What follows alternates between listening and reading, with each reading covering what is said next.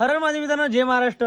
गेले काही दिवस झाले आईले व्हिडिओमध्ये घ्यायचं चालू आहे, पण आईले कॅमेऱ्यात बोलता येत नाही. म्हणजे कॅमेरा समोर आला की तसंच आहे, कोणाला ज्याला कॅमेरा फेस करता येत नाही त्याला खूप अडचणी येतात, भारी जाते. पण आज आई म्हणते हिम्मत करून की नाही मी खरंच काहीतरी बोलतो. तर आई तुला काय बोलायचं आहे? काय बोलायचं आहे? माझ्या केदारनाथ यात्राला चालला हां.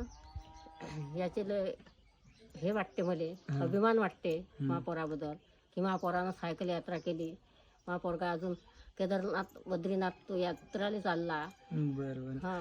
मग आता मी सांगलं तुला आता मी तुला सांगलं की मी अडी चाललो म्हणून, पण मी काय फिरून आलो, कुठून फिरून आलो ते माहिती आहे तुला?